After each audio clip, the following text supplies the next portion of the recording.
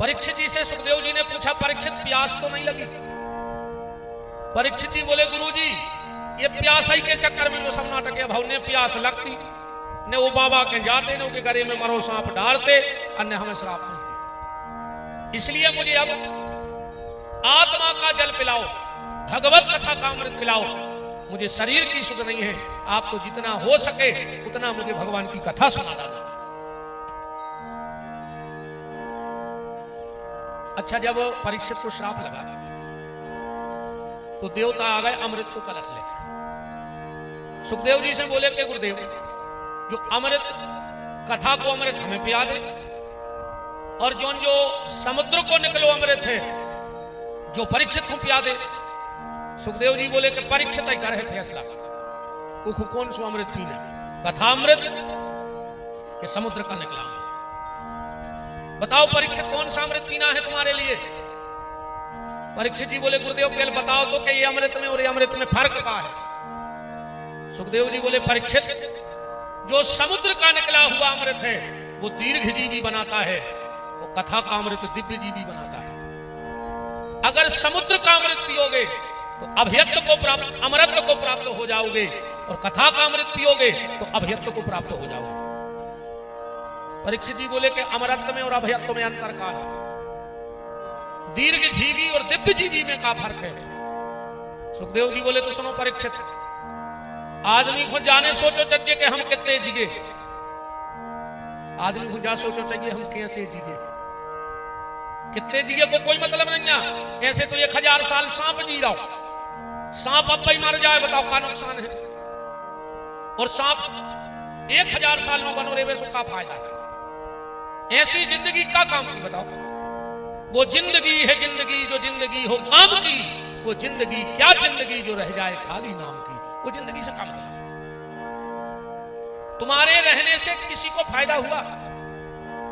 अब ऐसे तो रैलियों में चिल्ली आते नेतों की, जब तक सूरज चांद रहेगा फलाने भज्जा का नाम रहेगा, चिल्ली आते नहीं, चिल्ली आते कहीं जब तक सूरज चांद रहेगा फलाने भैया का नाम रहेगा, और एक हफ्ता बाद तुम भैया मर जाए।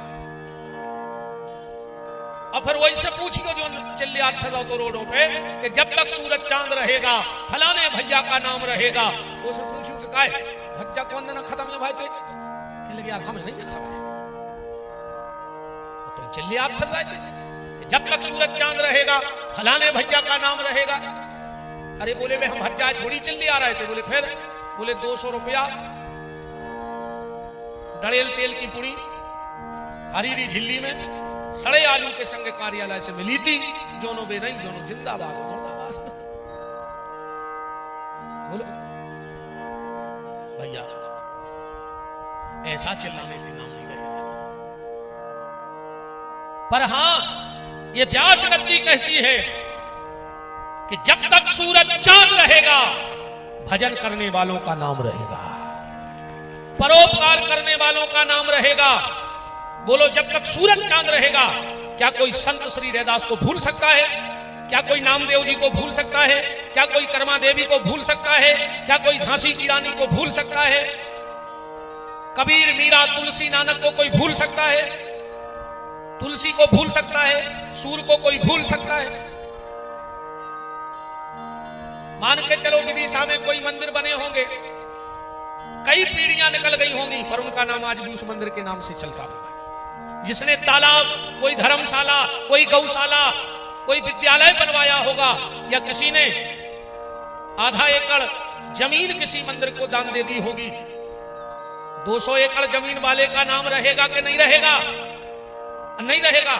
तुम्हारे परिवार में तुम्हारा नाम कब तक रहेगा पता है? सुन ले, हम बताएं जरा कब न रहे। लड़का को ब्याह हुई है तुम्हारे को तुम बचे रहे तो पुत्र और न स्मृति शेष भली मर जा मनो लड़का की बल्दियत में लिखो जो काट। फिर जो अंजना नाती को ब्याह हुई है तो प्रपौत्र, अगर तुम राय सुनाओ लिखो, जो मार गए सुनाओ लिखो। और जो अंजना तुम्हारे लड़का के नाती को ब्याह भाव तुम कागज में से खत्म, फिर नहीं लिखो जाने तुम्हारे घर के नाव ने तुम्हारा। फिर कहां खबर कर है तुम होश रही तो जब पंडित जी हर शाखोच्चार कर हैं, फिर वे पूछे कि काय पिताजी, बोले फलाने, बोले बब्बा, बोले फलाने, बोले अजा, बोले फलाने। अरे तुमने दारू पी पाई, तुम खुद के नाव की खबर मेरे तुम्हारी को छोड़ दे। आओ महाराज भावरे पार हैं, मैं कुत्तों वहां नाली में डरे नहीं। यहां तक तुम्हारा नाम दुनिया में रहेगा, पर अगर तुमने किसी मंदिर को स्थापित कर दिया, कहीं कोई कुआ, बावड़ी, धर्मशाला, गौशाला बनवा दी, तो तुम्हारे परिवार वाले तुम्हारा नाम ले चाहे ना ले, पर तुम्हारा नाम अमर हो जाएगा। और इसी का नाम है, राम का नाम लेकर जो मर जाएंगे वो अमर नाम दुनिया में कर जाएंगे। जो आए अमर नाम, ये अमर नाम है। व्यक्ति को ये नहीं सोचना चाहिए कि हम कितना जिए, व्यक्ति को यह सोचना चाहिए हम जितना जिए कैसे जिए। क्या मेरी जिंदगी किसी के काम आई? तो जिंदगी है, ना कोई मतलब की नहीं। परीक्षित, ये है अमरत्व और अभयत्व, दीर्घ जीवी और दिव्य जीवी। परीक्षित ने कहा, गुरुदेव जब इतनी विस्तार से आपने चर्चा की है, तो अब हम कथा अमृत ही पिएंगे, मुझे समुद्र का निकला हुआ अमृत नहीं चाहिए।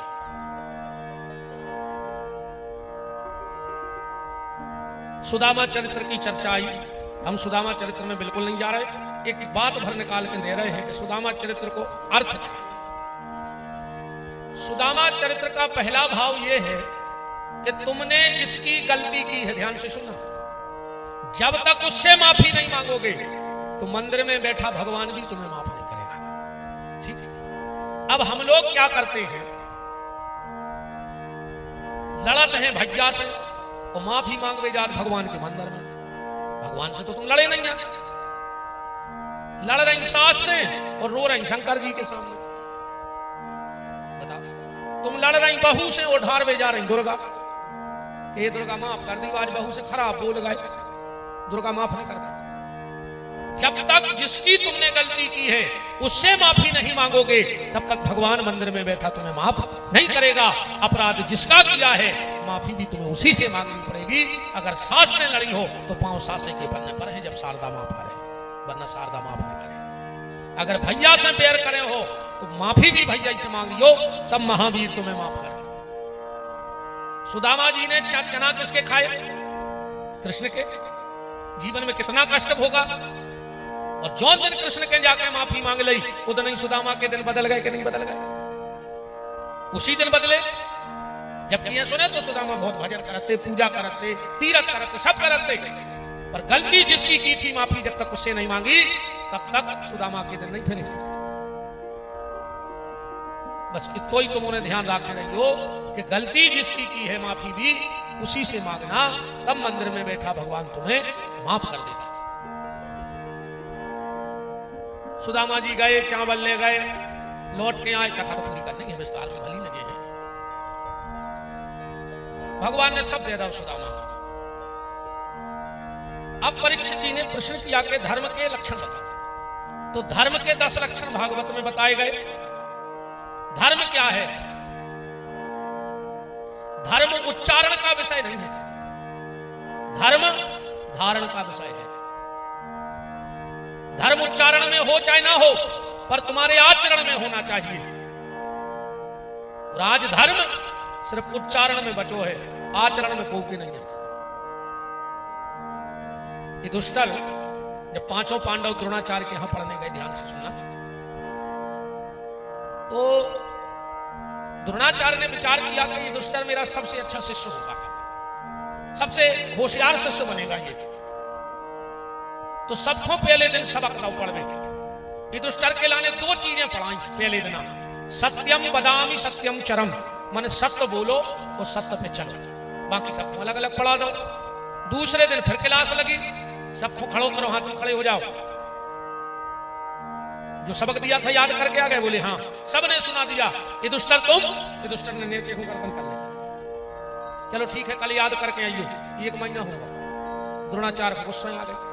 युधिष्ठिर, मैं सोचता था तू मेरा सबसे लायक शिष्य होगा, तू तो 1 नंबर का मूर्ख निकला। मैंने तुझे 2 शब्द पढ़ाए और तुझे याद ना हुए। युधिष्ठिर जी उठ के खड़े होकर बोले, गुरुदेव याद तो तुरंत हो गए थे कि सत्यम वदामि सत्यम चरम। बोले फिर सुनाए क्या नहीं? बोले हम सोच रहे थे जब 1 महीना तक सत्य बोल ले हैं और 1 महीना तक सत्य पे चल ले हैं तो याद कहाओ ना रटे से काबू रहो। बोलो तुम जिंदगी में कमाओ, सांची ने बोलो अको तुमसे कैसो जा चौपाई रट लेके सांच बराबर तप नहीं झूठ बराबर पाप सुखा चौपाई चबा ले। जिंदगी में सांची बोलो ने और चौपाई भर याद कर ले। जरूरी नहीं है कि तुम्हें कितो आते, जरूरी नहीं तुम कितना जानते हो, जरूरी नहीं है कि तुम कितना जानते हो, जरूरी यह है कि तुम कितना मानते हो। जरूरी नहीं पूरी रामायण पढ़ डालो, तुम रामायण की आधी चौपाई तो अपनी जिंदगी में उतार लो, सोचने में तुम्हारा बेड़ा पार हो जाना। अब कई आदमी कहते हैं कि इनको 400 चौपाई याद है, उनको 200 चौपाई याद है, क्या हो रहा हो सब पूरी रामायण याद कर ले और एक मानी उन्हें रामायण में थी का मतलब प्यारे आधी चौपाई याद करो और उस पर चलने की कोशिश करो। तुम कितना जानते हो ये कोई मायने नहीं रखता, तुम कितना मानते हो ये बहुत मायने रखता है। पाप पुण्य का भेद बताया कि पाप और पुण्य क्या है और इसका भोग कैसे भोगा जाता है। उसके लिए महात्मा मार्कंडे की कथा सुनाई गई। एक बार मार्कंडे जी बनारस में स्नान कर रहे थे, गंगा जी स्नान करके मार्कंडे जी बैठ गए घाट पे और उसी समय पिंगला नाम की वेश्या आई, उन्हें डुबकी लगाई और जो जल में ऐसे निकली और जो ने अपनी गर्दन हिलाई, लंबे लंबे बाल थे, पानी उचट गया मार्कंडे के ऊपर। मार्कंडे जी जानते कि जाति की वेश्या है वेश्या, तूने मेरे ऊपर अपने स्नान का जल डाल दिया। पिंगला बोली ए मार्कंडे, ए महात्मा, जो बनारस से आए थे ज्यादा न गर्भो, जहां मर के तुम ये होता ही हम ये, क्योंकि काशी मरत जंतु अब लोकी, काशी में अगर किसी जीव जंतु की भी मृत्यु हो जाए तो भगवान के धाम का वासी बन जाता है। काशी की महिमा है साहब। सदन कसाई, ध्यान से सुनो, काशी की महिमा देखो। सदन कसाई के बब्बा को कोनो सालक राम जी देगा, महात्मा देगा खुश। अब जोनो बब्बा रहे, दोनों तो खूब पूजा भाई, बब्बा मर गए। सदन कसाई के पिताजी ने तखरिया को घरों बना लो, सालक राम जी को तखरिया पे तोले में को बांट बना लो। सदन के पिताजी मरे, हिस्सा में वही सदन को मिल गई तखरिया सालक राम। अब सदन अच्छो मांस बेचे। एक दिन उस कुत्ते से कोई महात्मा निकले, देखो कि सदन की तखरिया पे सिद्ध सालक राम ने भी गंडकी नदी के पास में गए, बोले भैया ये हमें दे दे। एक बात और सुन लो आप लोग, ध्यान से सुन लो, हम सनातन धर्मी हैं और इन चीजों का हमें ज्ञान होना चाहिए। हम सनातन धर्मी हैं, हमें पंचदेव पूजन रोज करना चाहिए। अगर इन 5 में से एक की भी पूजा न करो तो 4 की पूजा को तुम्हें कोई फल नहीं कहा। और जोन से पूछ लो, पूछ नहीं, जोन से हमारी बात कराने हमारी करा दी नंबर लाइए। इन 5 में से अगर एक की भी पूजा नहीं हो रही तुम्हारे घर और 4 की हो रही है तो तुम्हें 4 की पूजा को फल नहीं कहा। क्योंकि हर सनातन धर्मी के घर में पंचदेव पूजा भाव चाहिए। ऐसा कोई सनातन धर्मी ना रहे जिसके घर में पंचदेव पूजा ना हो। और पंचदेव कहलाते कौन हैं, लिखे कहां हैं, नित्य कर्म में लिखे हैं। पंचदेव को कहा, ध्यान से सुन जाइए, पंचदेव वो कहलाते हैं जिनकी पिंडी में भी पूजा हो जाए और जिनकी स्वरूप में भी पूजा हो जाए। जिनकी पिंडी भी पूज रही हो दुनिया में और स्वरूप भी पूज रहा हो। अब 5 हम गिनवा रहे, छठवां तुमने बताइए, हो सका तो भूल गए हो। जरूरी नहीं है कि हम सब यह जाने। सबसे पहले भगवान शंकर, जिनकी पिंडी भी पूजत है और जिनको स्वरूप भी पूजत है कि नहीं पूजत है। दूसरे भगवान नारायण, अब इनको रामकृष्ण का चुन कैसे कर, तो इनको स्वरूप तो सबको दिखा रहा हो। इनकी पिंडी कहां पूजत, सालक राम की बटुलिया पूजत है कि नहीं पूजत। और यहां तक संतों का मानना और मेरा विश्वास है कि जिसके घर में गंडकी नदी के सिद्ध सालक राम रखे हुए और उन पे करिया तिली तो तुलसी को पत्ता चढ़ो हुए, दुनिया को जितनो बड़ो तांत्रिक होए तो तुम्हारे घर पे कछु करके बता देंगे। वो घर में तंत्र क्रिया नहीं चलता, वो ना ऊपरी आधा वादा चौखट में ला। और हम तो मोने छुट्टी दे रहेगा तो मोने को बैठे हो दुनिया फुनिया तांत्रिक, तो हम पे कर ले तुम जितनी जानत हो, बहुल ले तुम जितनी जानत हो, और एक हमारा घमंड समझ गयो नहीं, क्योंकि हम नित्य भगवान सालक राम की पूजा करते हैं। हमारे पास बड़े प्यारे सालक राम एक संत के दिए हुए, और सालक राम जी की पहचान है कि उनमें सोनो रहते थे। जिस काले पत्थर में सोना दिख रहा हो समझना वो असली है, और जिनमें सोना ना दिखे तो वो काला पत्थर है, वो सालक राम ने। हम पे तो वो कृपा है ठाकुर जी की, एक संत ने दिए थे। सबके सालक राम जी में तो सोनो रहे, हमारे सालक राम जी में ओम बनो है सोने को, अलग लिखा था, जो सोने से बना ओम है। यही अभी हमारे तो संगे ही चलते हैं, हम जहां जहां होते संगे जा, अब विदिशा में विराजे हमारे प्रभु।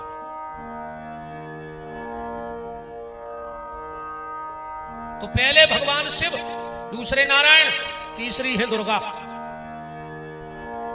स्वरूप तो सबने देखो ही है। अब दुर्गा की पिंडी कहां पूजा, वैष्णो देवी को उठाओ को हाथ उठा कर, उते मूर्ति है कि पिंडी? पिंडी है, मूर्ति नहीं है, उते पिंडी बनी है। ज्वाला देवी को गाओ, उते मूर्ति है कि पिंडी? पिंडी है। अब बात है तो बहुत हो गई। आदमी के थे नवरात्रि उपासी से रात में फरार करके सो जाओ, जब उनके थे 9 दिन उपासी से नवरात्रि, रात्रि का विधान क्यों है? आज तक उनके के 9 दिन लग गए, अब तो रोटी नहीं खाने के नवरात्रि चल रही है। जब रात में भजन कर रहे अच्छे से हो टीवी देख रहे, आधे से ज्यादा क्या हमें लगता है एक आधे व्यक्ति को पता हो कि नवरात्रि में जवारे काय बोल जा रहे, कब से बोल जा रहे हैं, और उन जवारों को क्या करो थे? जवारे तुम्हारे ले थे और नदिया में विसर्जन कर देते ना। घर की पूरी हरियाली लाई और तुम नदिया में बहाए आए, सुखी नहीं हो? बोलो, जवारे क्यों बोए जाते हैं? क्या कारण है उनका? क्या करना चाहिए? अगर ईमानदारी से जवारे को पता तुम्हें लग जाए, पहला तो हमारा ये चैलेंज है, आपके घर में कोई ला इलाज बीमारी नहीं होगी, बड़ी बीमारी आपके परिवार में किसी से। अगर तुम जवारों को तुम्हें पता भर पड़ जाए तो करने का है। और दूसरी, तुम्हें कभी धन की कमी नहीं होगी। ये जवारे धन और तन इन दो की रक्षा हो जाती है। पर अबे हम भागवत कर भी आए से पुराण की बातें रहेंगे तो तुम तो पंचदेव सुन ले सीधे सीधे, ठीक है? तो स्वरूप तो दुर्गा जी को देखो ही हुई है, तुम्हारे भक्तें भी तुम्हारा खूब गाते नहीं गाता। अच्छा एक बात देखो ही नहीं, भक्तें जी जितनी गाते माता जी है वो में साबत नहीं मिल सकती। पूरी भगत गाले तुम एक आदमी अच्छो मिल जाए तो। कई माई के द्वारे एक लंगड़ा पुकारे, अच्छी चीज आती है। माई के द्वारे एक कोड़ी पुकारे, माई के द्वारे एक रोगी पुकारे, माई के द्वारे एक निर्धन पुकारे, माई के द्वारे एक बांझन पुकारे। अच्छी चीज नहीं है पूरी भगत मैंने जितने ये रागेरा सो माई के द्वारे अच्छे नहीं आए। माई के द्वारे सब जाते हैं राम को राम।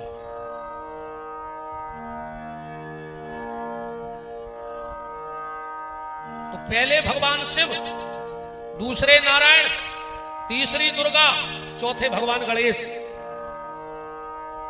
अब गणेश का स्वरूप तो सभी ने देखो, पूरी विदिशा के गाता ही हूं जो भादों में इतने भाव से गाथो लगे मनो ये कई चीज है। कई अंधन खो आंख दे, कोड़न खो काया, और बांझन खो पुत्र दे, निर्धन खो माया। ये तो वही में लगे पूरे पैसा भर देते गणेश जी। और इतने भाव से तो गाथ मार, कई पान चढ़े, फूल चढ़े और चढ़े मेवा। तो 10 दिन निकल गए गणेश जी डट को नहीं दिखानो पान को। एक दिन पान नहीं आया के लिए नर आ रहा। कई पान चढ़े, फूल चढ़े और चढ़े मेवा। और जहां गणेश जी के भोग को नंबर आओ, सुबिलिया में धरी शक्कर, जय गणेश जय गणेश जय गणेश। एक खोज शक्कर में गणेश जी ने पट गए। तो चिल्ली आया से रायपुर के मोहल्ला के जान लगे कि तो रोज मिठा याद कहा नहीं। लड़ुआन के भोग लगे और आखिरी में के संत करे सेवा। तुम संत बन गए क्या? दसाई कर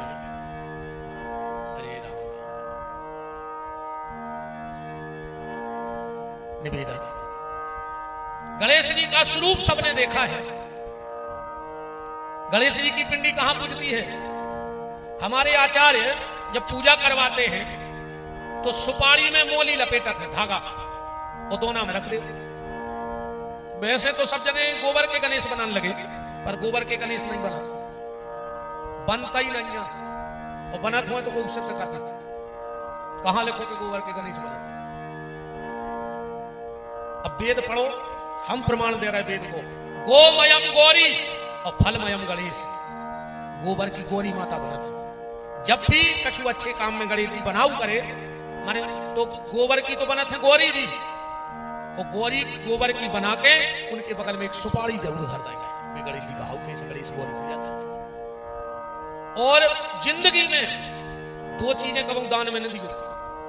को खो सगी बिटिया को ब्याह करो तो भी न दियो दो चीजें। अपनी सगी बिटिया न दियो फिर और दुनिया को तब छोड़ा ही देते।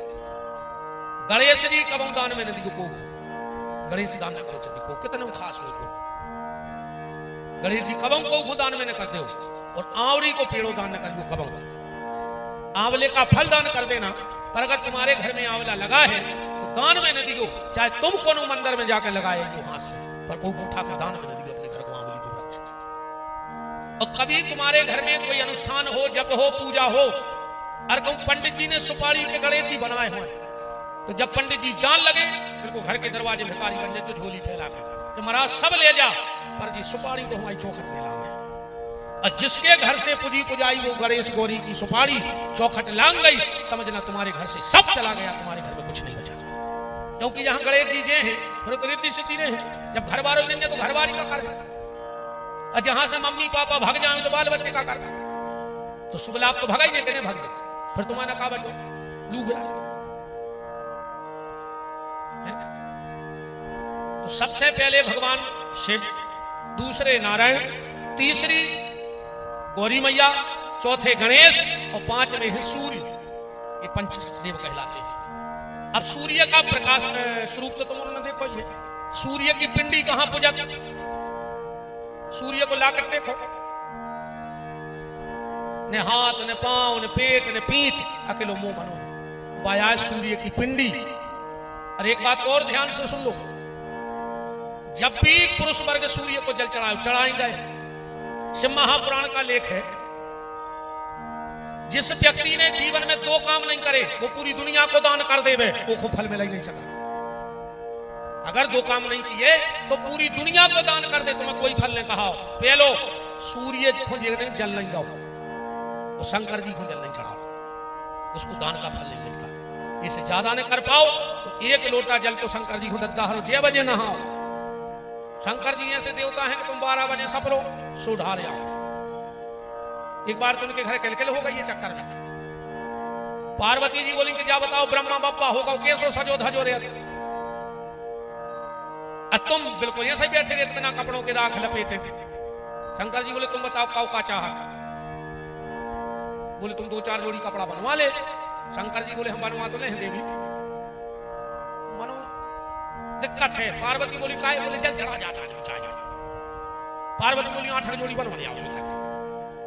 शंकर जी 8 जोड़ी कपड़ा बनवा के आए।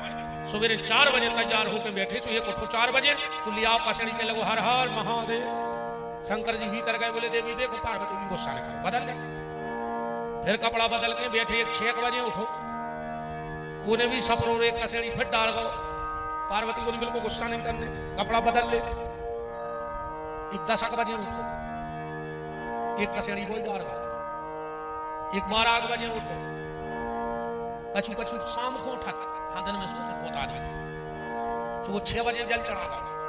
शंकर जी लाल के लगे देखो देवी। पार्वती को एक जोड़ी और बच्चे पैर के जाप हो गया। 8 बजे शंकर जी तैयार होकर बैठे। इतने में एक किसान आओ बखर ढील के, घरवारी के लगी रोटी खा लेके लगो बनाओ, जो 2 लोटा पानी डालना है, पानी डालो के लोग 1 लोटा जल तो चढ़ा ही दे। सुने 8 बजे कसेड़ी धर दी। शंकर जी ने तो पकड़ो फोड़ता तो दाऊ बीच में से पर उतरो। पार्वती बोली काहे? बोले नंगे धुरंगे अच्छे ऐसे 25 जोड़ी कपड़ा कहां नो बदल है। एक और ध्यान से सुन लेना आप लोग, आजकल एक मंत्र विशेषकर सभी लोग बोलते हैं और सभी आचार्य बैठे हैं। ये मंत्र बड़ा प्रचलित हो गया है और लोग गलत बोलते हैं। और मंत्रों के जब शुद्ध उच्चारण का फल मिलता है तो गलत उच्चारण का भी फल मिलता है। जैसे दुर्गा सप्तशती का जब पाठ करवाते हैं, इसको निंदा मत समझना हमारी, और अगर निंदा भी है तो सत्य कहने में निंदा नहीं है। आप जब कोई घर में बड़ा अनुष्ठान कराएं, बड़ा अनुष्ठान, देखो सर्दी जुकाम हो जाए तो तुम इतनी डॉक्टर से दवाई ले लो कि नहीं ले लो, बुखार आ जाए तो दवाई ले लो, पर अगर किडनी की जांच करवानी हो, लीवर बदलवाना हो, तो क्या विदिशा में करवा लोगे? बाहर जाओगे कि नहीं जाओगे? विशेषज्ञ के पास जाओगे कि नहीं जाओगे? ऐसे ही घर में कोई बड़ा अनुष्ठान कराओ, अच्छे विद्वान ब्राह्मण को बुला कर करवाना। क्योंकि अगर दुर्गा सप्तशती में एक मंत्र आया है, जो गुरुमुख हैं वो तो सही पढ़ेंगे, पर जो अपने आप पढ़ना सीख गए हैं वो तो वो हिसाब से पढ़े। वो में लिखो है, भार्य रक्षतु भैरवाम, हे भगवती हमारी पत्नी की रक्षा करो। और बिना पढ़वे वाले जल्दी जल्दी में पढ़ देते, भार्य भक्षतु भैरवाम, हे भगवान एक ही पत्नी को भक्षण कर ले और मार जाएगी घरवाली। श्री सूत्र का जो लक्ष्मी का पाठ करवाते हैं लोग, उसका शुद्ध उच्चारण है अलक्ष्मी नासाम्यहम्, पर जो बिना गुरु मुख रहते हैं वो जल्दी जल्दी में पढ़ देते हैं लक्ष्मी नासाम्यहम्, माने जजमान की लक्ष्मी को नाश कर दे। पर ये तो बड़ी चीजें हैं, जो मेन बात पे हम आपको ले आ रहे हैं वो ध्यान से सुनो तुम। तो ये मंत्र है, लगभग सब बोलते हैं, मंदार माला, बोलो हमारे साथ, कुलकाल कायी कपाल माला चित से खिरायो।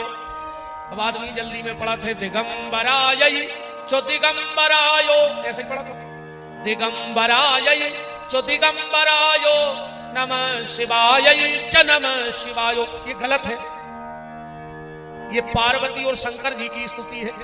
तो आदमी जल्दी जल्दी में कहते हैं दिगंबराय च दिगंबरायो, जबकि शुद्ध उच्चारण है दिव्यंबराय च दिगंबरायो। मतलब हे माता पार्वती, जिनके दिव्य आभूषण हैं, आप दिव्य आभूषणों से सुशोभित हो, ऐसी पार्वती हमारे घर पधारे, और जो दिगंबर शंकर जी हैं वे हमारे घर पधारे।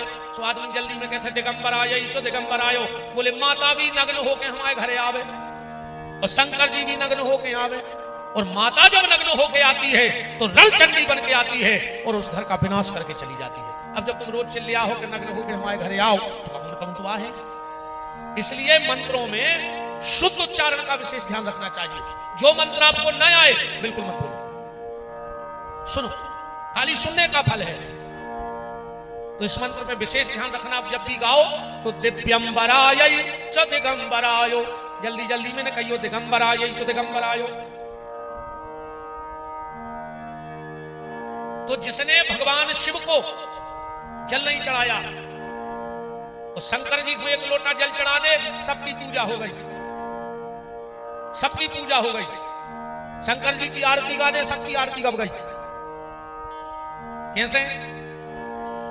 एकानन चतुरानन पंचानन राजे। अभी मैं देख लो पूरे देवता आ रहे। हंसासन, हंस पे आसन कौन को है? ब्रह्मा जी को। गरुड़ासन, गरुड़ पे कोई बैठा था? विष्णु भगवान। अब्रस वाहन साजे, अकेले हाथ शंकर जी के जोड़े, पर प्रार्थना सबकी हो रही, ब्रह्मा विष्णु महेश की नहीं हो रही।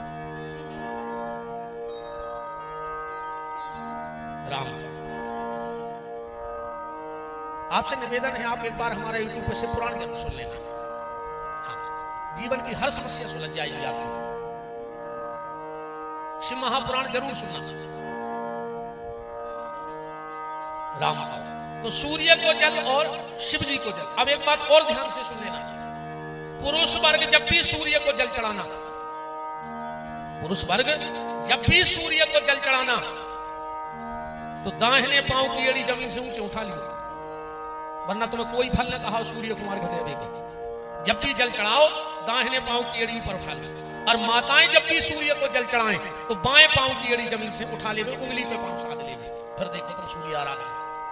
सूर्य कैसे देवता है? जिनके प्रत्यक्ष दर्शन हो, तुम देख सकते हो सूर्य को। और सूर्य को जल सिर्फ और सिर्फ गंगा सागर से चढ़ाना चाहिए। गंगा सागर माने टोटी वालों लोटा।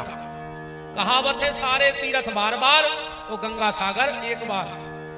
शिव जी को जल एक धार में चढ़ाओ चाहिए, जब तक धार चल रही टूट जाए बंद कर दो।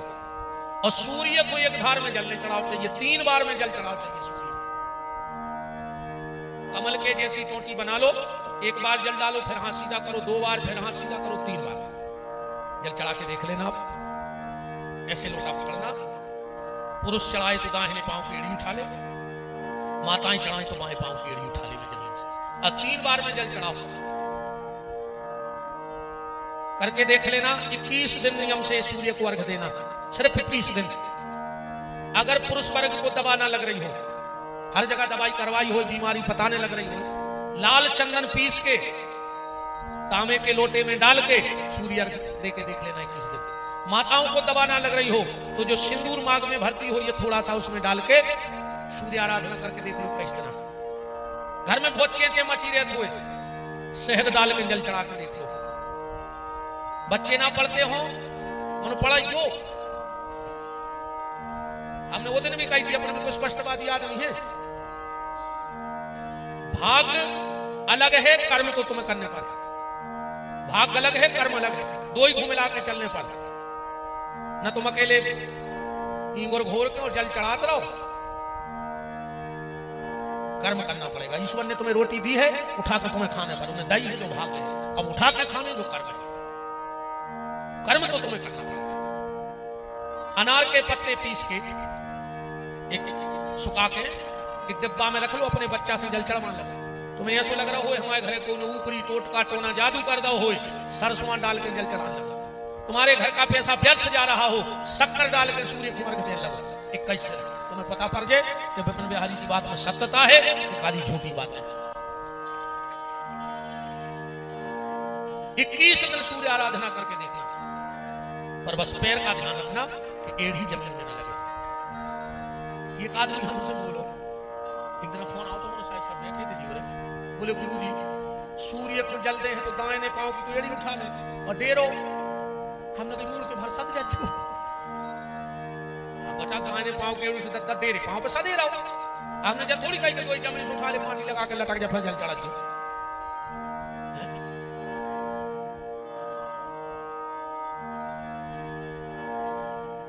पंचदेव पूजन जरूर करना अपने घर में। 5 देवताओं की पूजा रोज किया करो, शिव की, नारायण की, दुर्गा की, गणेश जी की और सूर्य भगवान की। बोलो वृंदावन बिहारी लाल की जय। कि जिनकी लागी लगन भगवान में, उनका दीपक जलेगा तूफान में।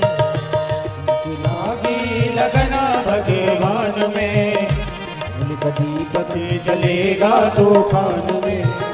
जिनकी लागी लगन भगवान में, उनका दीपक जलेगा तूफान में।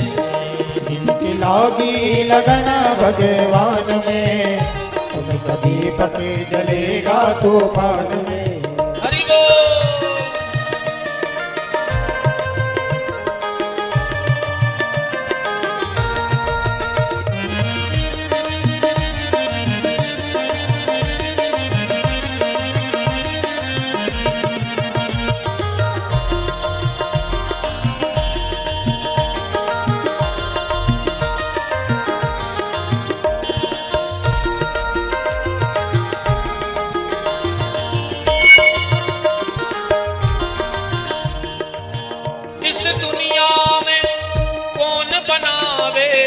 सबके बिगड़े काम रे, सबके बिगड़े काम रे, सबके बिगड़े काम रे। अनहोनी को होनी कर दे, ऐसा प्रभु का नाम रे, ऐसा प्रभु का नाम रे, ऐसा प्रभु का नाम रे।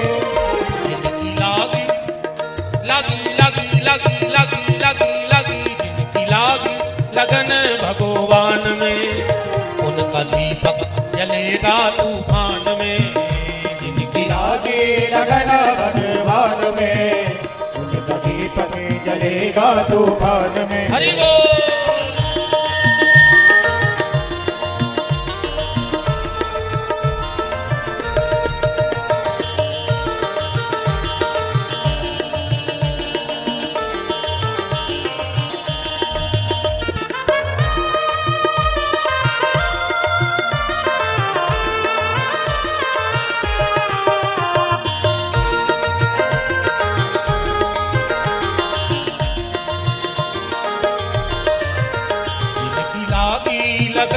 भगवान में उनका दीपक जलेगा तूफान में।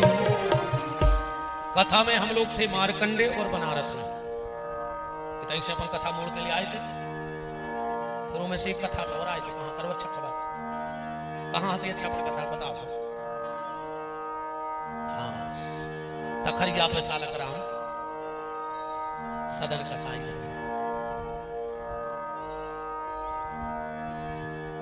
उते से एक संत जी निकले, देखा कि सदन की तखरिया में सिद्ध गंडकी नदी के सालक राम है। संत जी गए, बोले भैया सदन जे हमें दे दे, हमसे कछु पैसा ले ले। सदन बोलो कि महाराज पथरा के का पैसा, तुम तो ले जा, हम दूसरों धर ले तखरिया पे तोल के। महात्मा ने सालक राम जी लाए, बड़े प्रसन्न भय, आश्रम गए जंगल में, अच्छे पंचामृत से स्नान कराए, टीका लगाओ, तुलसी चढ़ाई, भोग लगाओ, और महात्मा जी रात में सो गए। आधी रात में महात्मा जी को कोई के रोवे की आवाज आई। महात्मा जी ने सोची जंगल में तो कोई रहता ही नहीं, हम अकेले को रो रहा हूं। उठे तो का देख रहे हैं कि सिंहासन में सालक राम रो रहा है। महात्मा गए, बोले प्रभु तुम रो रहे। भगवान बोले महात्मा हमें हमारे सदन के घर करे आओ, हम बिना वो कहने रहे पे। महात्मा बोले हद कर दी तुमने, वो मांस बेचत रहो तखरिया पे धर के सो रो रहा है, और हमने पंचामृत से सपरा है, हम आरती उतार रहे, तुलसी चढ़ा रहे। भगवान बोले महात्मा जो तो अपनो अपनो भाव है, सदन मांस भली बेचत पर उन्हें आज तक मांस खाओ नहीं है।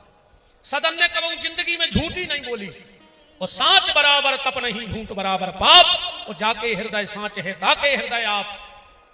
कया है भज्ज देखियो, आज पीछे से आ गया का।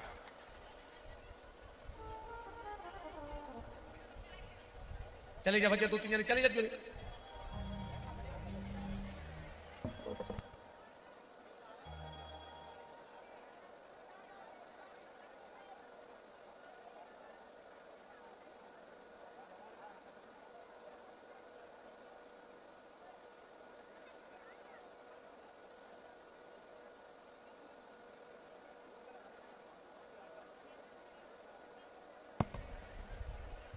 ब्राज जाओ कया है, बेच जाओ, कछु नहीं है, पीछे से सारा होगा, बेच जाओ।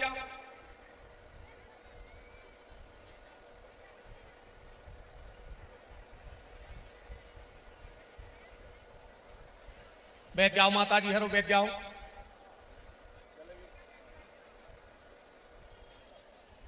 निवेदन है शांति स्थापित करके ब्राज जाओ।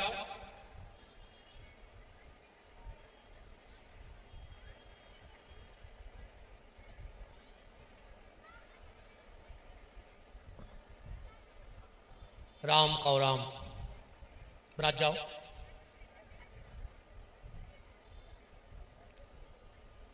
चर्चा चल रही थी, भगवान बोले कि महात्मा तुम्हें ये लगता है कि सदन हमें तखरिया पे रख के मांस बेचत, और हम सही बताएं महात्मा हमें जो लगत है कि वो दिन भर बैठो बैठो हमें झूला झूलाते रहते हो, कछु काम ही नहीं है। भगवान तो भाव का भूखा है प्यारे। हाँ, रामकृष्ण परमहंस जी जब कलकत्ता की काली तो उनको सिद्ध हो चुकी थी, बात करती थी, वो जब भोजन बनाते तो भोजन बना के पहले चीख ले में, फिर भोग लगा भी ले जाए। जितने भी भगवान को भोग बनावे सो पूरो खा ले में तन तन सब में से, और फिर थाली लगा के भोग लगा भी जाए। एक बार एक संत पहुंच गए, बोले रामकृष्ण जी ये क्या करते हो, झूठा भगवान को खिलाते हो। रामकृष्ण जी की आंखों से आंसू बहने लगे। बोले सुनो महाराज, हमारी पूजा में बीच में न बोलो, हमारा अपनो भाव अलग है। बोले काय? बोले बचपन में जब हमारी माँ हमें रोटी बनाती तो पहले चीख लेती कि मिर्चें तो नहीं हो गई, नमक ज्यादा तो नहीं होगा। एक के बाद हमारी मताई हमें भोजन करती का सब हमें चाहती। तो हम भी अपनी माँ काली को चाहते हैं। इससे पहले हम चीख लेते कि खाना में मिर्च तो नहीं हो गई ज्यादा, हमारी माँ को मिर्चने लग जाए, नमक तो नहीं होगा ज्यादा। अब बताओ पहले किसकी सुनी जाएगी? पहले तो भाव वाले की सुनी जाएगी। भगवान के प्रति भाव होना चाहिए बस। और भगवान कहते भी हैं कि भाव का भूखा हूं मैं, भाव ही बस सार है, और भाव से मुझको भजो तो भाव से बेड़ा पार है। अगर भाव है तो सब है, वरना कछु नहीं है। महात्मा ने कही धन्य रे प्रभु, उठाए सालकराम पहुंचे सदन के घरे 2 बजी रात है। कुंडी खटखटाई, सदन किवाड़ खोलो। सदन ने किवाड़ खोले, बोले सदन हमने तुमसे झूठी बोली, जो उनको तुम पथरा समझ रहे, ये सिद्ध सालकराम प्रभु हैं, सिद्ध भगवान हैं, ये तुम्हारे लाने रो रहे हैं। सदन की आंखों में आंसू आ गए। धिक्कार हमारे लाने के हम भगवान के कौल को मां से जिंदगी भर में चतराए। महात्मा से हाथ जोड़ के बोले महात्मा, हम अगर तुमसे कुछ मांगेंगे तो मिल जाएगा? महात्मा बोले सदन हम जान दे दें तुम्हें, तुम्हारे पीछे हमसे भगवान बोले। तो बोले तुम्हारे गले में जो माला झोली है बाबर हमें दे दो। महात्मा ने माला झोली दी। सदन ने वही में डारे सालकराम और जगन्नाथपुरी होने कर गए सब छोड़ छाड़। चलते चलते रास्ते में पहुंचे, एक झुपड़िया के बाहर एक पति पत्नी बैठे हैं। उस पति ने सदन से कहा, ए पथिक राहगीर महात्मा कहां जा रहे हो? बोले पुरी। बोले यहां से 25 किलोमीटर जंगल है और शाम हो गई है और भयंकर जानवर हैं, तुम रात हमारे यहां रुक जाओ, सुबह कोई साथ में होगा तो चले जाना। सदन ने कही ठीक है। वे भगत जी बोले पत्नी से कि सुनो, ये हैं अपने मेहमान और झुपड़िया है अपने लगाए, अपन आज बाहर सो जाइए, इनको भीतर सुला दिया। 2 ही पति पत्नी बाहर सो गए। सदन को कहां नींद आ रही, उनको तो प्रभु से मिलवे की ललक, बैठे बैठे रो रहे थे झुपड़िया में। आधी रात में ये नारी गई। सदन ने देखा, अरे बहन तुम? जा बोली नहीं नहीं, हम तुम्हारे पास बहन के भाव से नहीं आए, हम तो तुम्हारे पास पत्नी के भाव से आए हैं। सदन ने कहा अरे राम राम राम राम राम, क्या बात कर रही हो तुम? बोले 1 मिनट रुक जाओ। जब बाहर गई, कुलरिया रखी थी, ने उठा कर पति के 2 टुकड़ा कर दिया। भीतर आके बोली कि तुम हम जान गए, तुम हमारे पति ढूंढ रहे थे, हमने हटाई दो रास्ता से। सदन ने कहा राम राम बहन, ये तुमने क्या किया? तो ये जोर जोर से चिल्लाने लगी, बचाओ बचाओ बचाओ। पूरा गांव इकट्ठा हो गया, क्या बात है? ये नारी बोली कि मैंने इसको रुकने की जगह दी मेरे पति ने और मैंने। जोर हमारे पति बाहर सो रहे थे, हम भीतर, इसने रात में आके मेरा हाथ पकड़ लिया। मैंने कहा हम पति को जगा देंगे, इन्हें जाके हमारे पति के टुकड़ा टुकड़ा कर देंगे। सदन को बांध करके राजा के पास ले गए, पर गले में तो सालकराम जी डरे हैं। राजा ने कहा जिस हाथ से इसने तेरा हाथ पकड़ा है, इसके दोनों हाथ कटवा के भगा दो। सदन के 2 ही हाथ कट गए। सदन जगन्नाथपुरी जा रहे हैं और विचार कर रहे हैं कि हम भगवान से जाकर जरूर पूछें कि प्रभु जब तक हमने इन हाथों से मांस तोला हमें बुखार नहीं चढ़ो, अब पहली बार माला का उठाई तुमने हमारे हाथ ही कटवा दे। जाके पुरी में जगन्नाथ जी के सामने जैसे ही सदन ने साष्टांग दंडवत की, मानो कमल की तरह दोनों हाथ निकल के बाहर आ गए हो सदन के। भगवान प्रकट हो गए। सदन ने कहा, भगवान अब मन में और उत्कंठा बढ़ गई। बोले क्यों?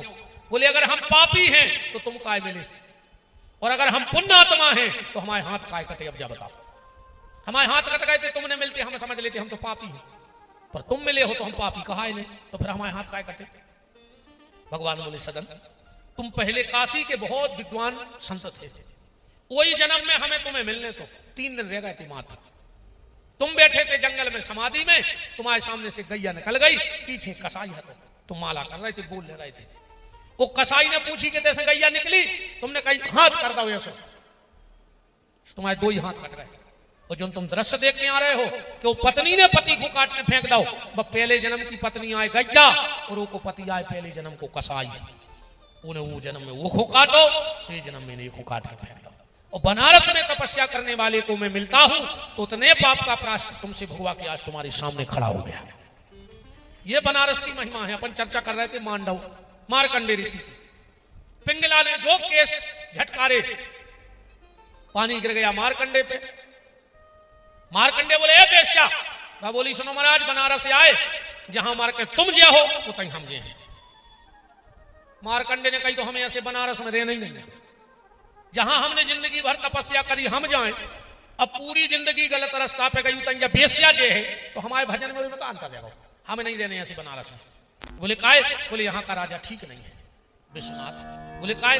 बोले अंधेर नगरी चौपट राजा और टके शेर भाजी टके शेर खाजा।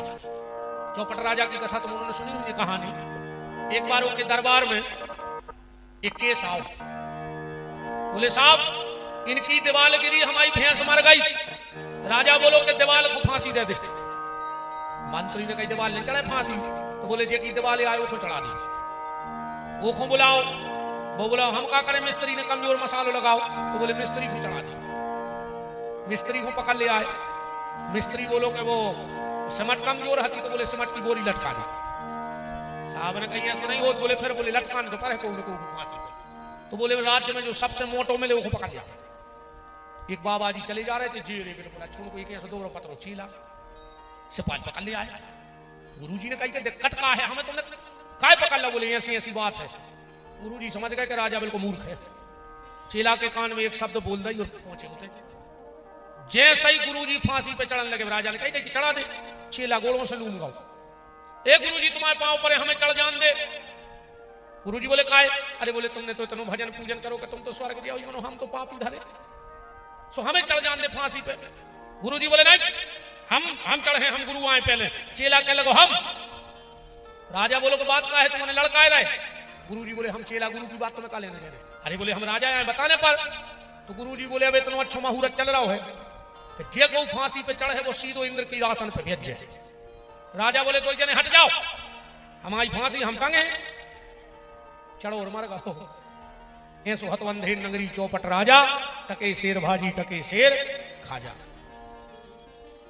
महात्मा मार्कंडे ने कमंडल उठाया, चले जा रहे हैं। चलते चलते भगवान शंकर ने सोचा बताओ तन्नक्सी गलतफहमी के कारण इतना बड़ा संत मेरा नगर छोड़ के जा रहा। तो शिव जी बालक बन गए, पीछे पीछे दौड़ने लगे। मार्कंडे जी, मार्कंडे जी, मार्कंडे जी। बोले हम सांस नहीं ले बनारस की सीमा में, हम सांस नहीं ले सके थे। जैसे ही वाराणसी की सीमा में आए, मार्कंडे खड़े हो गए। शंकर जी आ गए, बोले बात क्या है? मार्कंडे जी बोले थे कि राजा को हमें न्याय पसंद नहीं है। शंकर जी ने सोचे कैसे समझाएं। शिव की माया शिव जाने। दो महिलाएं घास का गट्ठा लेके चली आ रही थी, एक गीला एक सूखा। शंकर जी ने दो ही गट्ठा पटवाए और दो ही में आग लगा दी। जो सूखा घास था वो तो भर्र से जल गया, पर जो गीला घास था वो धड़क धड़क के जलने लगा। मार्कंडे जी बोले कि जो का नाटक है। शंकर जी बोले कि अभी तुम्हारी समझ में नहीं आई। जो सूखो घास से आओ तुम्हारे प्राण में करे तुम्हें तुरंत भगवान कहते भेज दो जे काश बनारस में मरी। और जो गीलो घास से आए वह बेस्या जैसे ही मरे है पहले वो नरक में ले दे हैं। उन्हें जिंदगी में जितने को कर्म करे हैं उनको दंड दौजे है, और जो ना पुण्य पाप को बैलेंस बराबर हो जाए सुख जन्म ने दे हैं, भगवान के धाम पहुंचाते हैं जो नियम है। देखो तो पुण्य पाप का प्रायश्चित समझाया। और अंतिम बात जो सुखदेव जी से परीक्षित ने पूछी तो सुखदेव जी को हंसी आ गई। कौन बात पूछी कि सुखदेव जी हंस पड़े। परीक्षित बैठे बैठे बोले कि प्रभु गुरुदेव जा बताओ हमारे बब्बा को ब्याह कैसे भाव। सुखदेव जी बोले बताओ रे 10-20 मिनट बाद सांप आ रहा है खा गई। आज जो प्राणों को भय भूल गया माने मौत से मुक्त होगा, जो सब भूल गया जब तो ब्याह की चर्चा कर रहे हैं। बोले कैसे शादी भाई हमारे बब्बा अर्जुन की तरह बता दो। सुखदेव जी बोले तो सुनो अर्जुन, तुम्हारे अर्जुन बब्बा की शादी कैसे भाई परीक्षित। एक बार कहा भाव बलराम जी भगवान से बोले के कन्हैया तेरे अपनी बहन सुभद्रा सियानी हो गई ब्याह के लायक। भगवान बोले सुदाऊ तुम तो हो। बोले हम कर दें पक्की। भगवान बोले कर दे। बलराम जी बोले हमारी नजर में एक लड़की है एक लड़का है, कर देते। भगवान ने सोची अर्जुन की कह रहे होंगे नाव खलोने रही और बात पूरी हो गई। बोले हो कर दे, टीका पहुंचा दे। बलराम ने टीका पहुंचा दो दुर्योधन के। भगवान ने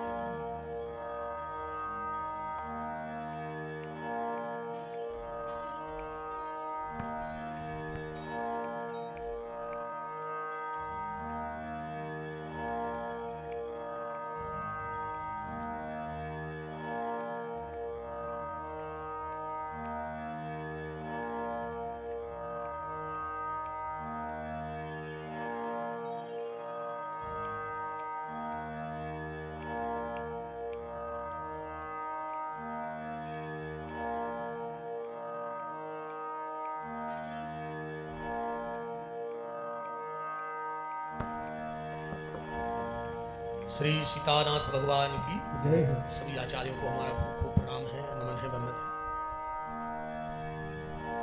बात चल रही थी कि लड़के का नाम खुला नहीं और शादी तय हो गई दुर्योधन के यहाँ। भगवान ने कार्ड देखा तो दुर्योधन संग सुभद्रा। अब भगवान ने सोचा कि हम दाऊ का विरोध भी नहीं कर सकते, दाऊ ने हमसे पहले पूछी थी। भगवान ने सोचा अब क्या करें, तो भगवान पहुंचे सुभद्रा के पास और सुभद्रा के पास जाकर अर्जुन की इतनी तारीफ की, इतनी तारीफ की, इतनी तारीफ की कि सुभद्रा मन ही मन अर्जुन को प्रेम कर बैठी। भी नहीं देखी बात हुई बातों में। भगवान बोले कि सुभद्रा, अर्जुन में कई गुण हैं। सबसे पहला गुण तो अर्जुन में यह है कि वो चरित्रवान है। बोले कैसे? बोले एक बार मैं और अर्जुन स्वर्ग गए। अर्जुन से अच्छा दुनिया में कोई मृदंग बजाने वाला नहीं हुआ अभी तक। सबसे अच्छा मृदंग अर्जुन बजाते हैं। जब इंद्र की सभा में अर्जुन ने मृदंग बजाया, सब मोहित हो गए। इंद्र ने कहा भगवान अगर कल और कार्यक्रम हो जाए। भगवान बोले हम तो रुक जाए, अर्जुन से पूछ लो। अर्जुन बोले प्रभु रुक जाए तो हम रुक जाए। अब कल प्रोग्राम होना है, कार्यक्रम। रात्रि में भगवान अलग कक्ष में सो गए और अर्जुन अलग कक्ष में सो गए। भगवान ने देखा कि उर्वशी नाम की अप्सरा दबे पांव अर्जुन के कक्ष की तरफ जा रही है। भगवान भी पीछे पीछे गए, अर्जुन तो बैठे ही थे। उर्वशी ने जाके कहा अर्जुन। अर्जुन ने कहा हाँ देवी बोलो। बोले मैं तुम्हारे पास एक कामना से आई हूं। बोले क्या? बोले मुझे तुमसे एक तुम जैसा पुत्र चाहिए। अर्जुन बोले देवी जरूरी नहीं है कि जैसा पिता हो वैसा पुत्र हो। अरे पिता हिरण्याकश्यप हो तो प्रहलाद जैसी संतान हो जाती है। पिता अगर आत्मदेव जैसा ब्राह्मण हो तो धुंधकारी जैसी औलाद हो जाती है। नहीं नहीं मुझे तो तुमसे पुत्र चाहिए, तुम्हारे जैसा बेटा चाहिए। अर्जुन ने कहा देवी तो एक काम करो। बोले क्या? तो क्या सुंदर बात कही अर्जुन ने। भगवान सुन रहे हैं खड़े खड़े छुप करके। मेरे समान पुत्र जनो यदि किंतु जो न बाण विद्या का विधाता हो तो कल को कहोगी अर्जुन तुम कैसे दानदाता हो। आज से यह मान लो कि मैं ही तेरा बेटा और तुम ही मेरी माता हो। अगर मेरे जैसा बेटा चाहिए तो मुझी को बेटा बना लो। भगवान बोले ऐसा चरित्रवान है अर्जुन। अच्छा देवी समय समय पे मैं उसको गली भी ठीक रखाता रहता हूं। एक बार सुबह सुबह अर्जुन आए, अब भगवान सो के उठे तो भगवान ने अंगड़ाई धरी तो भगवान बोले हे मेरी माया। अर्जुन बोले प्रभु जी माया कौन है? भगवान बोले तुम्हारी भाभी। अर्जुन बोले तुमने मिलवाओ नहीं क्या करो। भगवान बोले मिल गयो भी नहीं, बहुत ही खतरनाक भाभी है जब माया। अर्जुन बोले नहीं नहीं हमें तो मिलने हैं। भगवान बोले मान जाओ। बोले नहीं नहीं मिलवाओ। अर्जुन तो भूल गए। एक दिन भगवान ने सोची अब मिलवाई जाए माया भाभी से। भगवान बने मदारी, दो लिए बंदर और अर्जुन की सभा में जाकर के गर्जना कर दी है कोई सूरमा जो मेरा खेल देख सके। अर्जुन के तो रोंगटे खड़े हुए। बुला के लाओ उस मदारी। भगवान पहुंचे दो ही बंदर लेके। हाँ मदारी क्या करते हो? भगवान बोले सरकार खेल दिखाते दिखाओ। भगवान बोले दो खेल हैं, एक बड़ो एक हल्को, तुम्हें कौन सो देखने? अर्जुन ने सोची पहले हल्को देख लें, अच्छा लगे तो बड़े में भी रहने दो। चलो छोटो खेल दिखाओ। और जो इतनी गई भगवान ने उल्टो हाथ करके जब दाव अर्जुन के कनपट्टा पे सो मैं सिंहासन के उड़ गया। अर्जुन उड़द जा रहा है। अब विचार कर रहा हो ये भगवान को सही के हल्के खेल की कह रही सो कम से कम उड़ रहा है। तो बड़े की कहीं होती तो तंग फट जाती कुर्सी से। अब जहां मौका मिले है हम तो घरे पहुंच गए, बहुत ऊपर तक गए, अब गिर गए हैं, खजूर में लटक गए, कहते हैं आसमान से गिरा, खजूर में अटका। अर्जुन ने सोचे हम तो उतरे हैं, खजूर से घरे चले जाए, नीचे पिशाचनी बैठी है, जे लंबे दांत, वो कह रही है कि हमें मानव के मांस की खुशबू आ रही है। और अर्जुन ने कही ऐसे अच्छे तो उनसे गिर के मार जाते, अब जटाइन हमें खे है। जैसे ही अर्जुन उतरे, जब भूतनी बोली पिशाचनी कि अब हम तुम्हें खा नहीं रहे, अब हम तुमसे शादी करें। और अर्जुन ने कही बताओ भूतनी से ब्याह हो रहा, ठीक है शादी कर लें, जो ना मौका मिल तो भाग लें। शादी वही कहते 60 लड़का भय, ध्यान से सुनियो विद्वान, जो 60 संवत्सर होते हैं, तो हर साल बदलत है, ये माया और अर्जुन के 60 लड़का हैं। एक दिन मोड़ी मोड़ा हो गए 60, अब अर्जुन को की लंगोटी धोवे, को घुरवावे, को घुमोगावे, को काजल लगावे, अब 60 मोड़ी मोड़ा बहुत हो। 12 बजे घड़ी में मैडम जी सो रही, बच्चों की फौज आके मेरी जान को रो रही। एक दिन अर्जुन बैठो बैठो लंगोटी धो रहा हो, तो एक खबर आ गई कि यार एक बार हमने भगवान से कही थी कि माया से मिलवा दे जाई तो नहीं, और जो खबर आई सो दूसरे क्षण सिंहासन पे भगवान डमरू बजा रहे। भगवान बोले राजा साहब बड़ो खेल दिखाए। अर्जुन चरणों में लिपट गए, बोले हल्के ही में आज सूरज, और सुन ले कन्हैया, जब माया भाभी जिंदगी में हमारी छिड़िया ने चढ़े, ने हमें से रिश्तेदारी करने, ने हमें से मतलब आए। भगवान बोले हम परीक्षा भी करत रहे। अब अर्जुन और कृष्ण के तो बड़े प्यारे दृष्टांत हैं, पर अब समय की सीमा है। आखिरी में भगवान पट्टी पढ़ाया है। बस एक बात जरूर अर्जुन में थी, अर्जुन जब सोते थे तो रात भर आंखों से आंसू बहते थे और मुंह से कृष्ण कृष्ण की ध्वनि निकलती थी। यह अर्जुन की खासियत थी। त्रेता के हनुमान और द्वापर के अर्जुन नाम जप में बहुत आगे। भारत ने हनुमान जी को बाण मार दो, हनुमान जी बेहोश हो गए, पर जब जमीन पे गिर गए तो मुंह में से क्या निकल रहा हो, राम राम। मतलब हनुमान जी बेहोश भी हो जाते हैं, फिर भी भगवान को नाम ले वो नहीं भूलत। हम होश में भी रह के भगवान को नाम भूल गए कि नहीं भूल गए। अर्जुन सोकर भी भगवान का नाम लेना नहीं भूलते, और हम लोग जाग कर भी भगवान का नाम लेना भूल गए। पूरी पट्टी पढ़ा के भगवान को भगे आए। अर्जुन ने अच्छे साधु बने और द्वार गया। अच्छा अर्जुन तो चीना पूरी द्वारिका का, सो जे को आवे महाराज प्रणाम। अर्जुन के में और फलाने कैसे हो, और वो सोचे नाम लेकर बुलावे, कहे तुम्हारी ससुराल के फलाने गांव में है, और वो तो चरणों में गिर पड़े। पूरे में हल्ला मच गया कि त्रिदंडी आए हैं, त्रिदंडी। बलराम की तक खबर पहुंची, तो बहुत सिद्ध बाबा आओ है, जे को जा रहा हो नाम लेकर बुला रहा हो। बलराम जी भी पहुंचे, महाराज प्रणाम। और बलराम कैसे हो, रेवती ठीक है। बलराम ने कहा तो पूरी घर बारी को हो जाए। एक सेवक से बोले जाओ दौड़ के हमारे कन्हैया को बोले आओ आशीर्वाद दुआ दें। एक सेवक गाँव से भगवान को बोले बोले बहुत बड़े त्रिदंडी आए। अब भगवान ने सोची त्रिदंडी कहा वो पाखंडी अर्जुन आए, अब जाने तो पड़े, भगवान को पता है तो प्रणाम। और कृष्ण कैसे हो, 16,108 ठीक है। बलराम ने जो तक पता है बाबा को ठीक है 16,108। बलराम जी बोले कि महाराज हमारी इच्छा है कि तुम्हारे चरण हमारे घर पर जाएं। अर्जुन बोले नहीं, मैं किसी गृहस्थी के घर नहीं जाता। भगवान ने बगल में चेट लगाई कि अपने हिसाब से कच्छ में कर जित तो हमने पढ़ा हो वो तय करने अपन। अर्जुन बोले मैं जाता तो किसी के घर नहीं, पर तुम्हारा भाव है तो चलो। आगे आगे त्रिदंडी बलराम कृष्ण सब यदुवंशी। इतने में बलराम जी को आ गया काम, बोले कन्हैया इनको महलों में ले चलो, जलपान की व्यवस्था करो, हम अभी आते हैं। अर्जुन लोग आ गए, सुभद्रा के महल में डाले। बोले बहन के बाबा जी आए हैं, बैठा जो हमारे तैयार है। अब सुभद्रा देख रहे कि लग तो रहा अर्जुन आए, पर अर्जुन का बाबा बन है, बिल्कुल चेहरा अर्जुन जैसे अर्जुन बाबा का बन। सुभद्रा ने सोची हम करा थे परीक्षा। बोली महाराज जी तुम बैठ गए, हम 2 मिनट में आ रहे। अर्जुन बोले हाँ जाओ जाओ जाओ बालिके जाओ। सुभद्रा के दरवाजे पे उतरी से बोली क्या अर्जुन। अर्जुन बोले क्या है। सुभद्रा बोली जो का नाटक क्या है। बोले तुम्हें भज्जा नहीं करो जैसा, तुम्हें भगा के जाने ले जाने, भगा ले जाने। हाथ पकड़ो लिवा गए।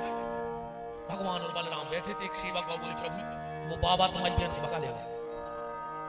बलराम ने कही तो आज मुझसे नहीं बचेगा। भगवान बोले सुनो दाऊ, तुम्हें क्यों नहीं जाने और हमें क्यों नहीं जाने, और जो अपनी घर से अपनी बहन भगा लेगा बाल को पकड़वा दी तो कहा नहीं से जान तो दे। भगवान ने सोची तक दब जाए। बलराम बोले आज अगर काल भी होगा तो उसको भी मुझसे सामना करना पड़ेगा। चलो, सेना दौड़ पड़ी पूरी।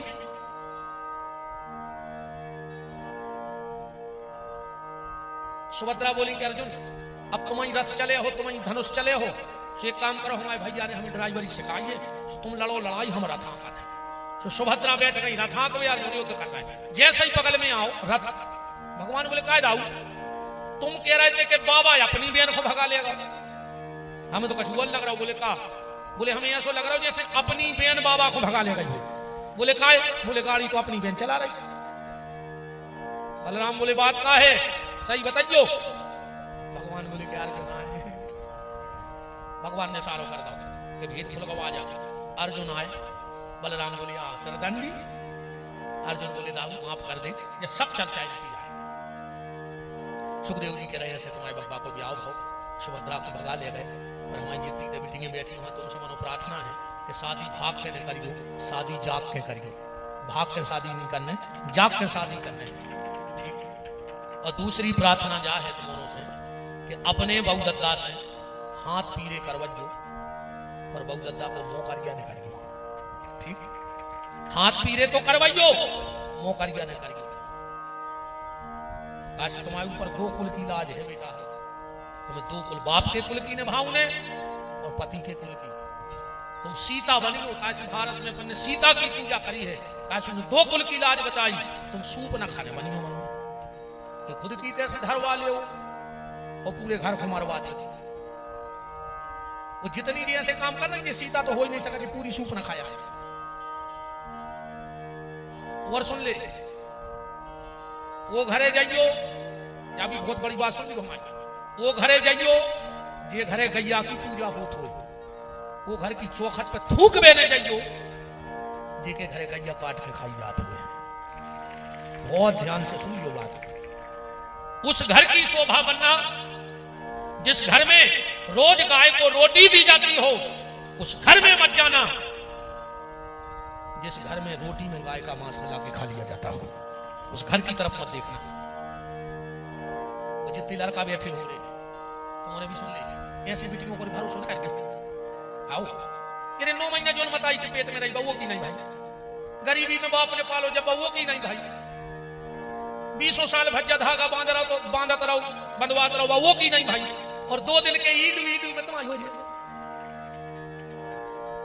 मुझे कहां बेच के भगिया रे तुम्हें मर जाओ, मुझे कहां विधवा दे। जे नानो जेब में पैसा दे तो खर्च करत रहे, खुश रहे। जो देना पैसा बढ़ाने और उन्हें पुलिस से कही के सर मेरा कोई दोष नहीं है, ये जबरदस्ती ले आए, मर जाओ रे पूरे खानदान के सड़ जाओ जेल में, जमानत नहीं हो जाए। अन्य में पर जो आजकल के कहते हैं जब प्यार किया तो डरना क्या, जमानत नहीं हो जाए मर जाओ। ये मैं बिल्कुल नहीं रखो कि प्यार किया तो डरना क्या, जमानत नहीं होंगे। तो बिल्कुल हमारा निवेदन है कथा से बहन जी हरो, हमारी बेटियां जितनी बैठी कि अपने बाप से हाथ पीले करवाइयो पर मुंह करिए बाप दाको ने करिए। ज्यादा हो तो हमारी बिटिया की विदाई जरूर सुन लियो। हमें परिचय तो मुझ किया है, हम का बताएं, ये मेरे कोई बिटिया की विदाई सुनाओ यूट्यूब पे सुन लीजिए। लड़की को मायके से बिछड़ी और कानों के दिए जाते हैं क्यों, गौशाला की कथा में सुन लीजिए, हथलोई की सब वही में सुन लीजिए, हम तो ही बताए हैं सब चीजें वही कथा में। नहीं आ पाओ तो यूट्यूब पे सुन लीजिए, पीटी विपिन बिहारी दास चैनल से जुड़ जाइए, वो पे हमारी पूरी कथाएं ऐसी रोज रोज नई नई चीजें जो हमें मिल जाती हैं, वे हम ढूंढ के पढ़ के संतों से जान के तुम्हारों को बताते रहते नई नई परंपरा। तो मोबाइल पे जाके पीटी विपिन बिहारी दास नाम के चैनल से जुड़ जाइए, सो रोज 2-3 बजे से तुम्हें नई नई कथाएं मिले, डेली कथा हो तो एक दिन नहीं जाए सो कथा नहीं हो। ये मेरे को तमूरा भजन सुनाओ, का सुनाओ तमूरा भजन, वो भी डर है सुन लिखो भजन बच्चा। आप तो 5 बज गए, हमें जाने हैं आज, अब कथा को अपन सुपरफास्ट करिए। ठीक, हाँ धर्म के 10 लक्षण सुदामा चरित हमने बीच में क्या जाता है, और बाकी तो तुम्हारा समझिए जाना। सुखदेव जी को टीका भाव, सुखदेव जी चले गए, तक्षक नाम को सांप आओ, परीक्षित को काट खाओ, जैसो कल आओ तो कल की यार मैंने तारीफ हो गई का भगवान की कृपा है। वो सांप आओ कहां से, हम तो रात से जाने सोच पा रहे। अगल बगल से आओ हो तो अपन सोच लेते, बीच में कहां से प्रकट होगा कि बताओ ना से आओ तो आदमी दिखा जाते, माए से आओ तो दिखा जाते, ना से आ तो बीच में को पत्रो सांप नहीं महाराज, इतनो बड़ो सांप धरो रहो बीच का सांप, इतनो मोटो कहां से आ गया। वो तो लगा था कौन उनकी आत्मा भटक रही थी, सो की मुक्ति हो गई बिल्कुल ईमानदारी से, बिल्कुल परमात्मा की मुक्ति हो गई। या फिर वो को हम ऐसो भी संत कहते हैं कि कौन उनको काल मर रहा हो तो कल में पे, पर वो महाकाल की शरण में बैठ गओ सो काल को भी वापस जाने पड़ो। जैसे प्यारे ठाकुर कहते बैठत रहियो, तो अगर सिर पे काल भी आ है तो एक बार वो भी भगने पर है, जो सत्संग को प्रभाव है। का पता कल कौन को काल आओ तो, पर उन्हें देखी नहीं। काल से बड़ा कृष्ण है, ये सब कृष्ण के प्रेम में रंगे बसे बैठे हैं। तो काल ने कहीं ऐसा ही भजन करा था, हम अभी नहीं आ रहे, वो लौट गया, हम सबका काल लौट गया। जन्मे जय यज्ञ करो, आस्तिक मुनिया इज्जतकार नाम के महात्मा की जरूरत जाना था सबका था, पर उन्हें इज्जतकार नाम की कन्या से वासुकी नाम की कन्या प्रकट करी थी इज्जतकार, वो सभी आओ भाव उनके आस्तिक है, उन्हें आके यज्ञ जाए पूरी कथा ठीक से पूरी कथा को समेट के विधि सवारों को विधि दे रही विदा ले अपनी कथा अपने अपने गली में कंठ में बैठे। खेड़ापति हनुमान जी को चरणों में प्रणाम। विदिशा के जो भी सिद्ध क्षेत्र श्री राम जी के चरण, और जहां जहां जो भी सिद्ध क्षेत्र हो उन सबको सदास का प्रणाम स्वीकार हो। बहुत अच्छा लगा, एक बार जोरदार तालियां हमारे विशाल कृष्ण गट्टू भैया और जय। मातृ शक्ति का बहुत सहयोग रहा है इस कथा में, ऐसा हमें बिट्टू जी ने बताया। आप सबको धन्यवाद, जो भी प्रत्यक्ष अप्रत्यक्ष रूप से इस कथा के सहयोगी रहे हो, सबको बहुत बहुत धन्यवाद है। हमारे सभी आचार्यों के चरणों में हमारा प्रणाम है।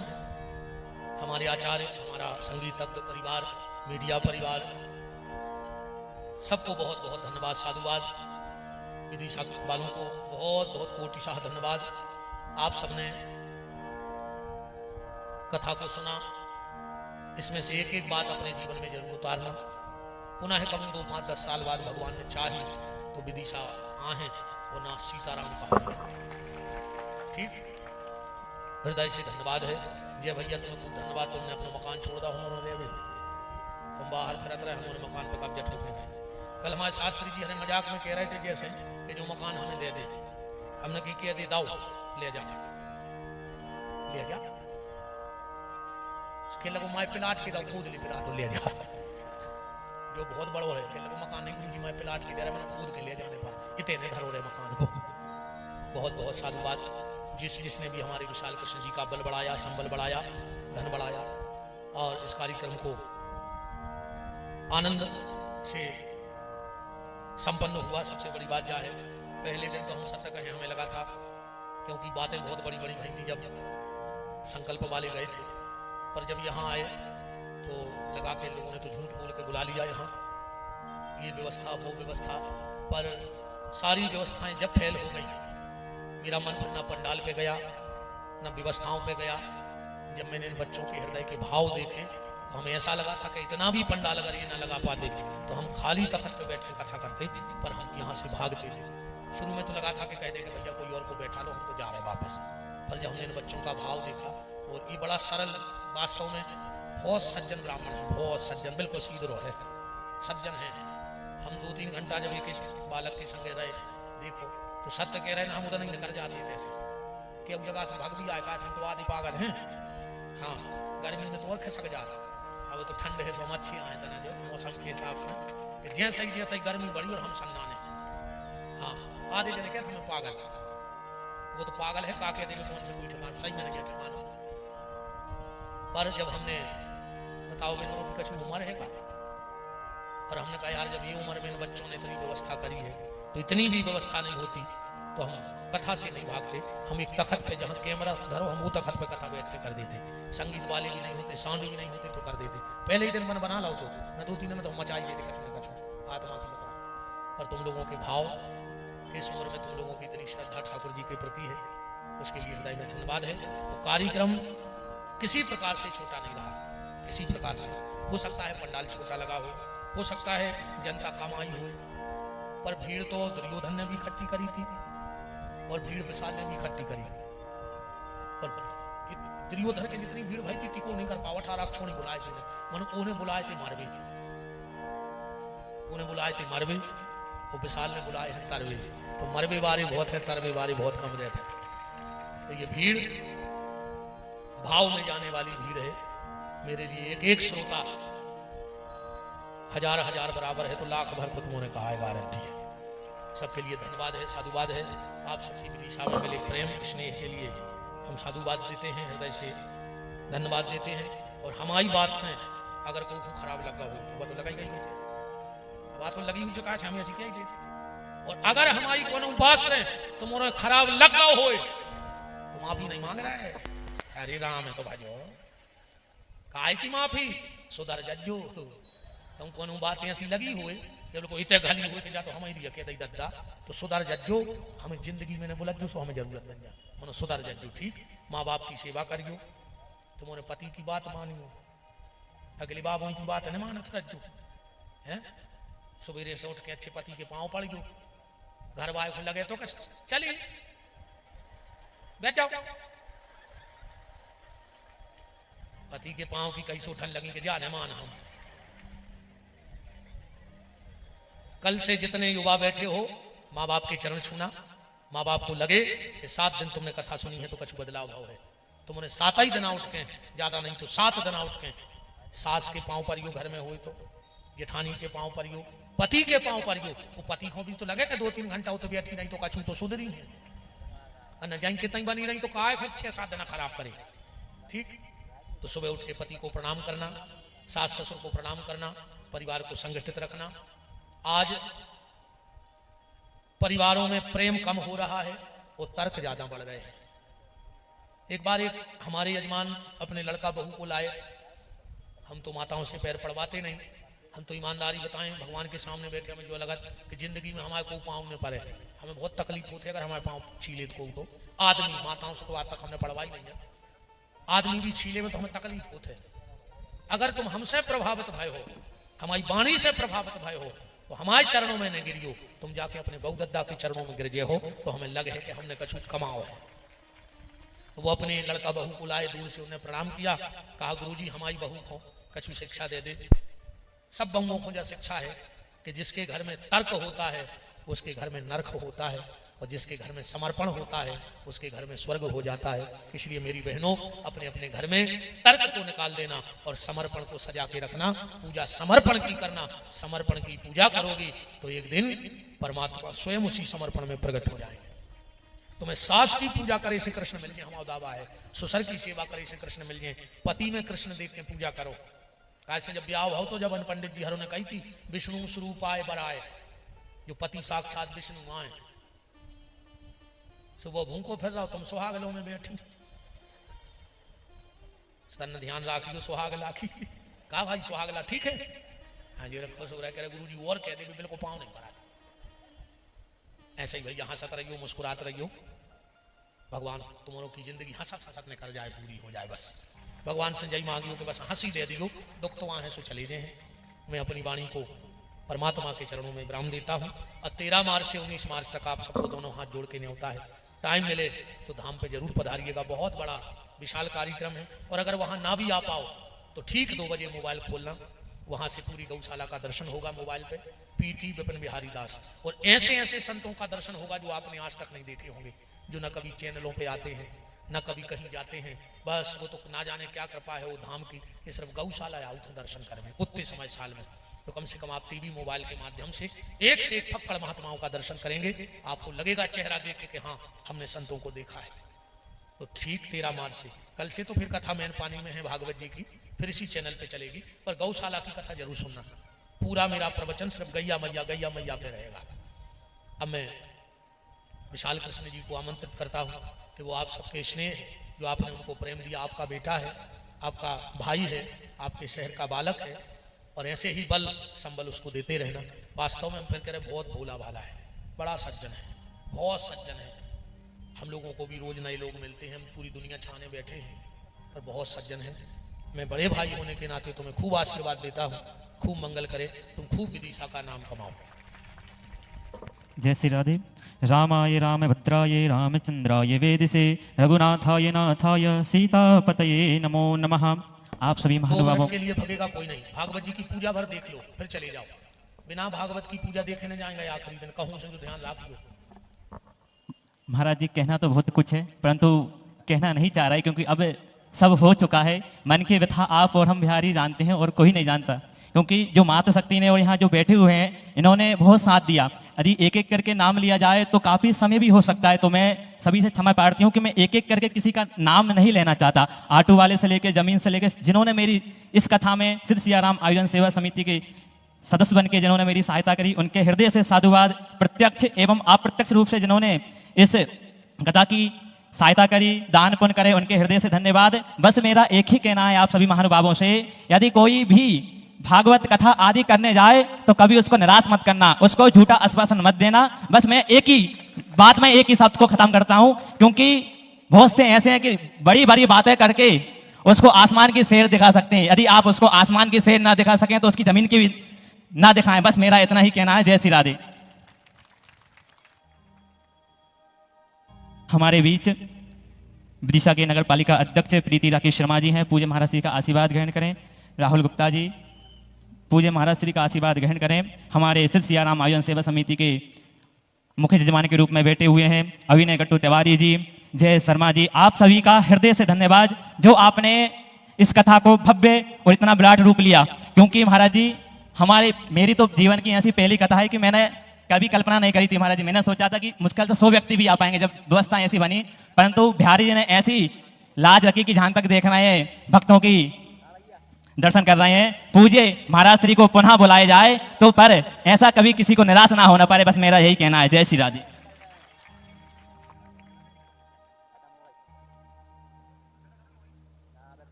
बोलो वृंदावन बिहारी लाल की। चलिए अब हमारे मुख्य यजमान ग्रंथ पूजन करेंगे और सभी कमेटी के सभी हमारी बहनें और सभी बंगला घाट कमेटी के सदस्य भी बैठे हैं। उस दिन का भी एक प्रजापति जी विलक्षण आनंद था, उसके लिए भी आप सबको धन्यवाद है। विदिशा का तिलक है बंगला घाट का महामहोत्सव, विदिशा के माथे का तिलक है मुझे लगा, और उसको खूब बढ़ाना, खूब बढ़ाना, खूब बढ़ाना।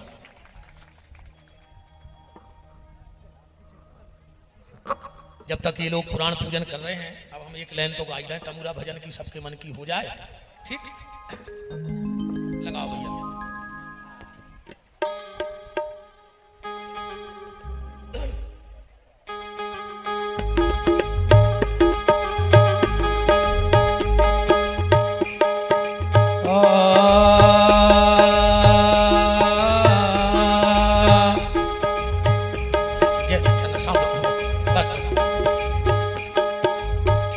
कबीरा जब हम आए